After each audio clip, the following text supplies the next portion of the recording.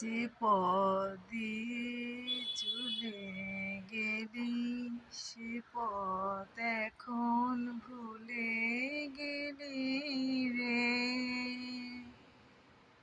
দেখো বন্ধুরা, এই পথ খুব চেনা পথ, আমার মামার বাড়ির পথ।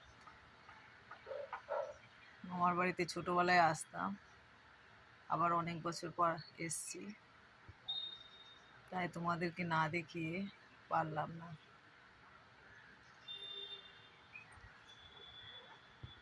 এই মুক্ত পুকুর, এই দেখো পুকুরে সাবান মেখে স্নান করছে।